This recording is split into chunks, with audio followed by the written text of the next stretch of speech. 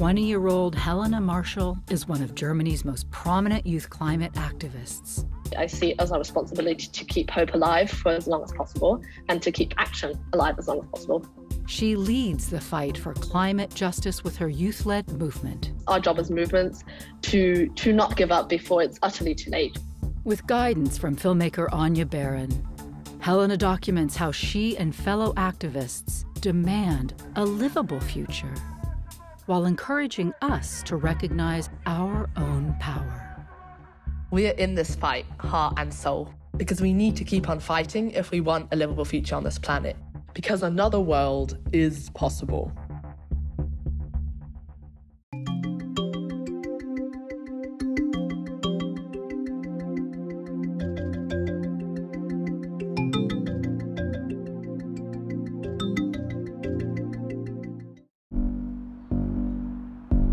Everyone talks about climate change or global warming. That means we are pumping too much carbon dioxide into the atmosphere and it warms up. And it warms up at a pace that is unprecedented. And that leads to a very rapidly changing world. The true scale of the disaster is that we put the actual existence of our civilization on the brink. So maybe 100 years from now, there will be no stock market, there will be no companies, there will be no schools to get good grades from. I mean, there will be some survivors, of course, but they will be catapulted back into the Stone Age. Hi, my name is Helena Marschall, I'm 20 years old and I'm a climate activist from Germany. I think the climate crisis often seems very big and scary, and as young people we often feel powerless. But I've seen how much power we do have, how we can rise up, how we can truly change the status quo. This film tells that story. It tells the story of the climate crisis, what movements are doing to fight it, and what it means to be a climate activist. Today I'm meeting my dad, he's a scientist. We're going to talk all about how I grew up, how I became a climate activist, and a filmmaker, as you can see. You might wonder why the film stopped in between. It is because the batteries ran out from my camera and film me.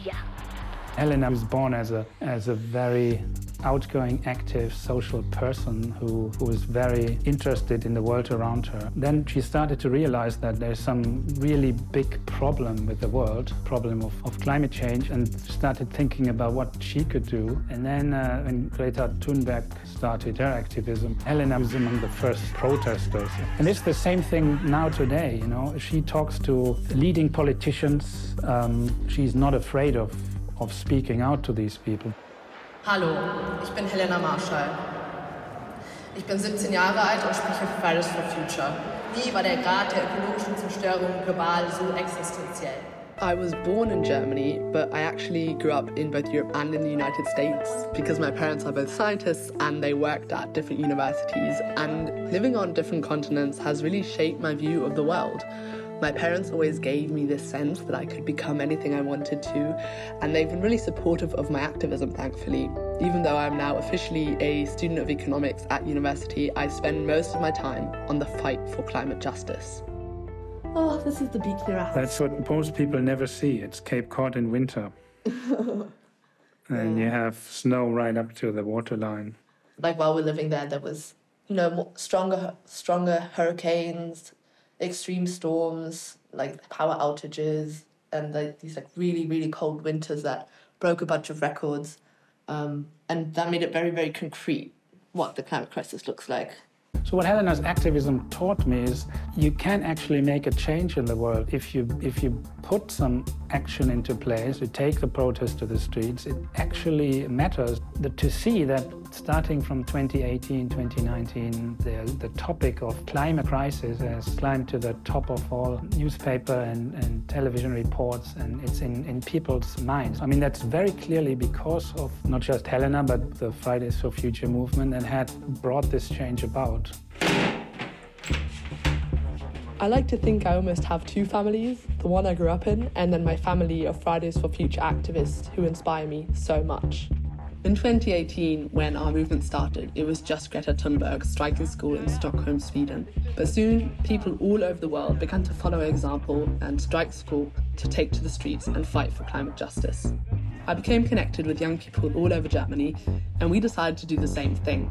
Today our movement has grown. I do a lot of national organising, and actually we meet quite regularly, but today we're discussing our next big climate strike day, which is the first climate strike to happen post-COVID lockdown. We've been sending out flyers, we've been hanging up posters, we've been using a lot of social media in order to mobilise hundreds of thousands of people, and it's worked. In the last years, Fridays for Future has become one of the largest climate movements in the world. So emissions are rising, right? The climate crisis is escalating all around us. Every continent in the world is feeling the effects of a climate that is changing at a rate that has never been seen before.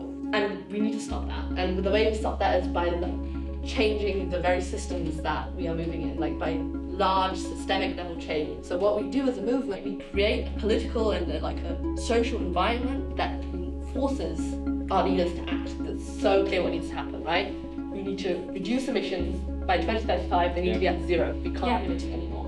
We need to create a 100% renewable energy system by 2030. So like what you're describing, all that energy can no longer be connected to emitting CO2 and other fossil fuels, right?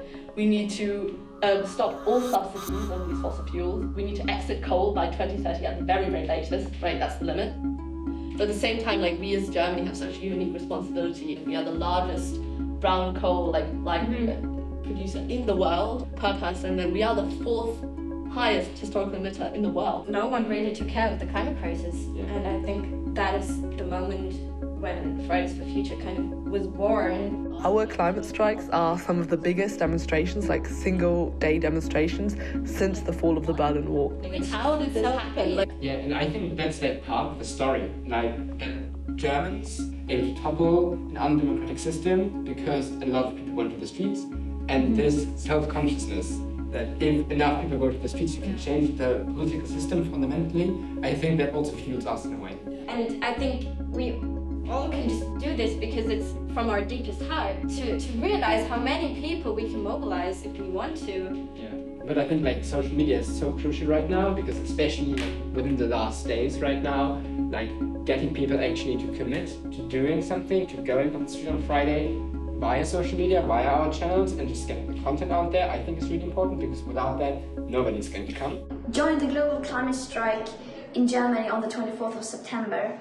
This is a global climate emergency, and we are just in the beginning of it. We have seen its effect during this summer with more intense and frequent extreme weather events.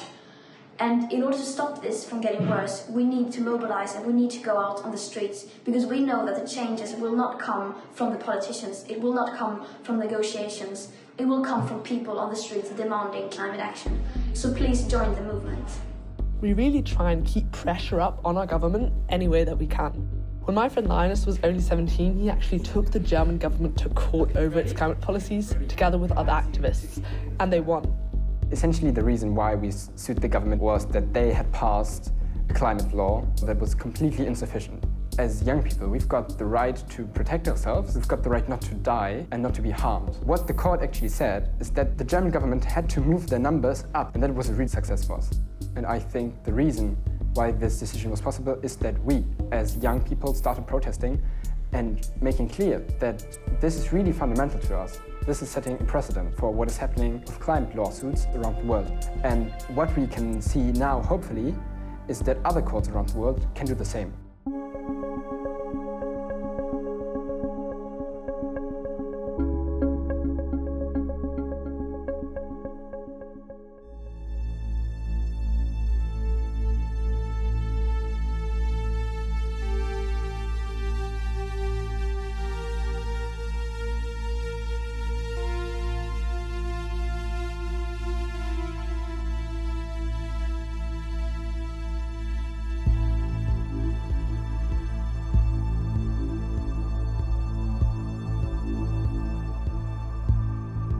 We've been saying unite behind the science since our very first demonstration. So talking to scientists is a really important part of our work. So if we look at the temperatures since 1850, then we see already this warming. But why worry? Because the warming has consequences. Heat waves become more frequent. Flooding becomes more frequent. Sea level rises, and this is a threat to many coastal communities. This is why global warming is so dangerous and why it already affects millions and millions of people. Where are we now in this process? Now we have reached a level of carbon dioxide in the atmosphere that is unprecedented in man's history. The carbon dioxide concentration today is higher than at any time during the last 3 million years. And as a consequence, the planet warms. So the Earth's temperature has risen already by just above 1 degree C within a relatively short period of time. Normally, it takes many, many thousands of years to realize several degrees of warming. And if we continue to emit greenhouse gases in the future, then we may have a warming of 4 degrees by the end of the century. And we have about 1 decade before we reach the 1.5 degree warming if we emit the same amount of greenhouse gases that we are currently emitting. So the living conditions on our planet will become worse and worse. Deserts will expand. Other regions become so hot, 50 degrees and even higher, that you can't really live there anymore. Many, many species will be extinct. You can explain the concept of tipping points. What a tipping point means is that you cross a certain threshold. So for instance, the Greenland ice sheet. If all the Greenland ice will melt, globally average sea level will rise by 7 meters. Then we couldn't anymore stop the meltdown of the Greenland ice sheet. Even if we then stop emitting greenhouse gases, this process will continue till all the meltwater is in the ocean, giving rise to sea level. What are the things that need to happen right now in order to give my generation a livable future on this planet? Well, the solution of the problem is very simple. I mean, if you have a problem with CO2, don't emit it. So what does this mean? I mean, where does the CO2 come from, right? It comes basically by the way we produce energy. Okay, we burn coal, oil, natural gas, cars, right? I mean, we have so much solar radiation. We have wind power. We have geothermal heat. And so why don't we do it? Because there are small interest groups and they have so much power that they can basically inhibit governments to make this transition from the fossil fuels to the renewable energies. We live in the wrong system, okay? Our economic system basically supports environmental destruction. And so we have to change our economic system. So our economy must become social, environmental economy. When I'm on the streets with other activists, we keep saying we don't have time. What is the sense of urgency? I mean, we are talking about these things for decades now. This cannot go on forever because at some point it may be too late. When it comes to climate change, then this time is almost upon us.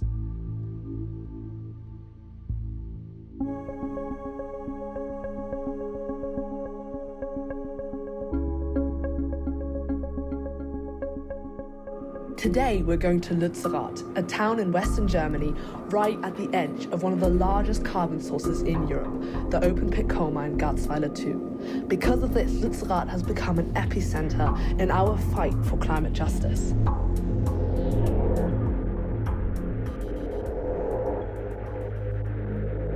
Right behind me is one of the largest CO2 sources in the whole of Europe. It's the open Leigate coal mine, Garzweiler, where every day more coal is pulled out of the ground in order to burn in German coal power plants. Even though we know that it's bad for the climate crisis, coal is one of the leading fuels for the climate crisis, for rising CO2 in our atmosphere. Even though we know that over 300 villages and towns have disappeared into this hole, over 120,000 people have lost their homes due to this form of fossil fuel infrastructure. RWE, which is the company digging here and one of the leading contributors to the climate crisis worldwide, wants to expand this coal mine even further, even though that we know in order to stay in line with 1.5 degrees, we need to exit coal at the very latest in 2030. And that means that all of these villages need to stay and the coal mine cannot expand even further, because that, in the end, will be bad for the people living here, and it will be really terrible for people all over the world who will feel the effects of the worsening climate crisis. You see nothing but dust and coal and big steel diggers. I mean, the whole, it just goes on to the horizon. I mean, these were towns as well, right? The coal that was underneath it. Do you see the digger there? My cousin lived there before, and yes, she was expropriated and had to move away. It's sad.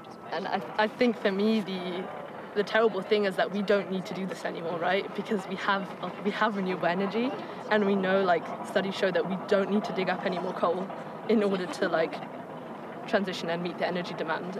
I also wanted to speak to Vanessa, an incredible activist from Uganda, all about how the climate crisis is a global justice issue. I think Germany in particular has a responsibility to take climate action, because communities like mine that did not cause the climate crisis are on the front lines of the climate crisis right now. Because of the rising global emissions, the weather patterns in my country, Uganda, are changing, and we are experiencing more extreme weather conditions. We are seeing extreme floods, extreme landslides and droughts, and this means massive destruction of people's homes, people's farms, people's businesses, and loss of lives. So right now we're walking into the camp right at the edge of the coal mine, where over the last few months activists and kind of the climate movement has converged from all over Germany to protect the town of Lützerath and to stop the coal mine from expanding further, and who are essentially putting their bodies on the line here to fight the climate crisis. I'm really excited to talk to some of the activists who kind of know what's going on and who have built this up. So do you mind telling us what is happening here? Why is it so loud? We are building up structures to defend this village and to defend 1.5 degrees. I think in these times we are not just facing a climate emergency and actually the question if we can grow old on this planet, but also the question comes up of how are we living on this planet right now. We are not just struggling for the coal to stay in the ground, but also for a society that worth living in. Right now, Lützerath is like a focal point for the climate justice movement. Digging out all that coal, burning it, means fueling the climate crisis. Especially in the global south, lives have been threatened for years. People are dying, ecosystems are collapsing. We are active here in order to basically do our bit. We build structures in the trees, tree houses, towers. We don't want to take this. Germany needs to basically act right now. If we are successful here, and there is this chance we are, then they'll have to stop.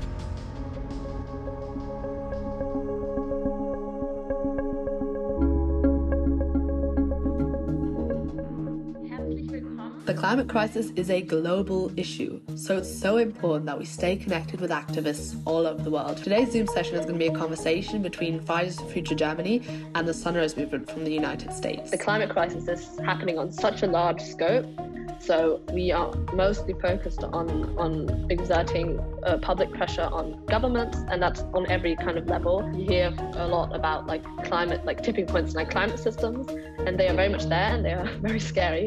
But at the same time, we can also reach tipping points in our social systems, where at a certain point when we've marched enough times and we've kind of been there enough times, then suddenly a lot will be possible that didn't seem so before. We know that there's, just like Helena said, so many people already on our side, but we actually need to activate them and make them feel their power and know where to direct that. There are people suffering at the moment all over the world already and losing their homes and their livelihoods. When we're fighting for climate justice, we also need to be fighting for broader economic justice. In the end of the day, the promises don't count if we are not actually realistically reducing emissions. Our job as movements to not give up before it's utterly too late. I see it as our responsibility to keep hope alive for as long as possible and to keep action alive as long as possible, because that is in the end what we need.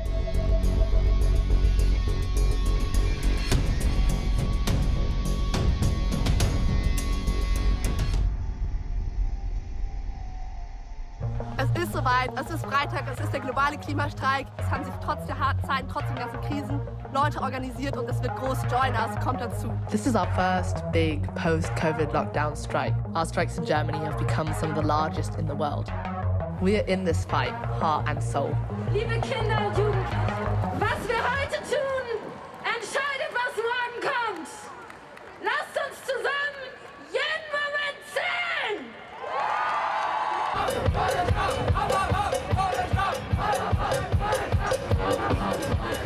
nie, wirklich noch nie lag die Zukunft so in unseren Händen wie im Moment. Wir brennen für unsere Zukunft, für unsere Kinder und für diese Erde. Und jetzt zähle ich auf euch. What do we want? What do we want? Are we gonna fight for it? Are we gonna get it? So what do we want? Begrüßt den Militär! Hello, Berlin! I'm really delighted to see so many people. Today, we are striking all over the world under the hashtag uproot the system, because that's what we want to do. The climate crisis has never once been treated like an emergency. It is clearer than ever that no political party is doing close to enough. We are not only stealing the future from our children and grandchildren, we are also stealing the present from the most affected people in the most affected areas. We need to become climate activists and demand real change. Because remember, change is now not only possible, it is also urgently necessary. But when enough people demand change, then change will come. And that's why we have to continue fighting for as long as it takes. If we want to ensure a safe present and future, we need to be active democratic citizens and go out on the streets like we are doing today. Seeing these large crowds is incredibly moving. It reminds me of the first demonstration I went to with my grandpa, and it reminds me that we're not alone, that there are so many people who are always fighting alongside us.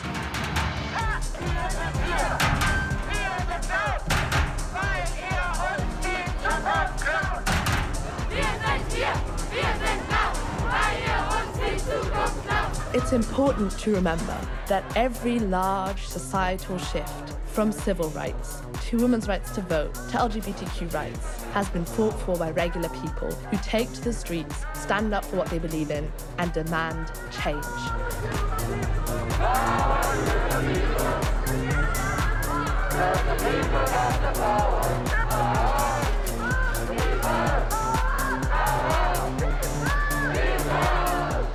Every single day, I'm so inspired by the people who are in this fight with me and by all the things that we've accomplished.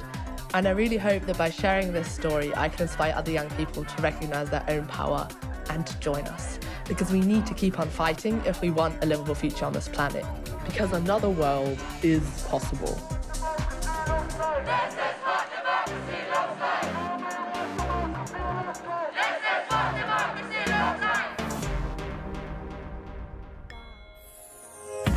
Schon wieder so ein Streik, alle sind vereint, es wird Zeit, doch die Politik vergeigt es. Solange nichts passiert, wird weiter demonstriert, wir alle rufen Fight every crisis. Wir bekämpfen jede Krise. Und zusammen sind wir ganz schön viele.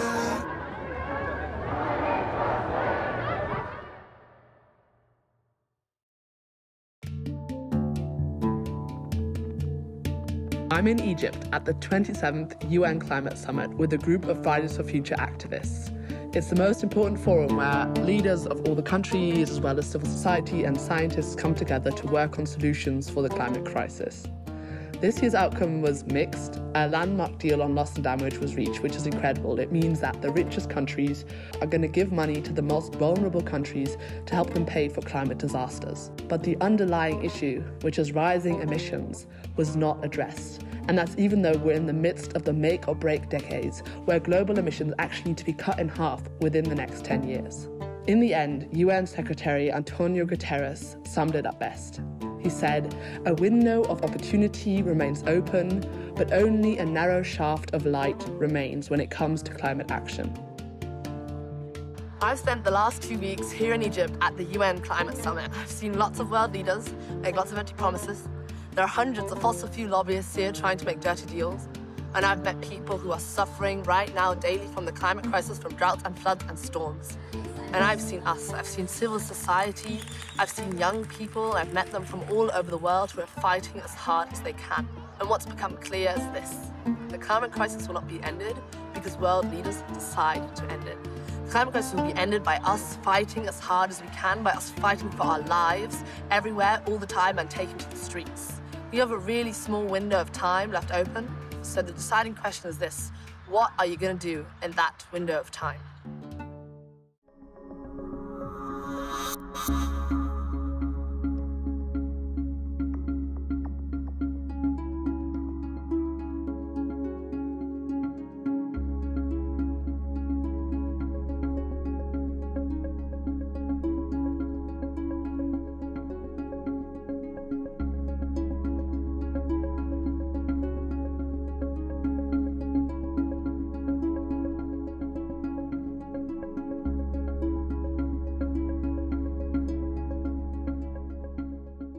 Major funding for this program is provided by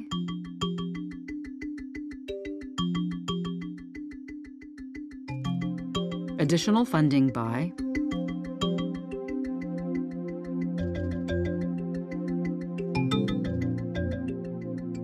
For more information on films by kids, visit 13.org/filmsbykids.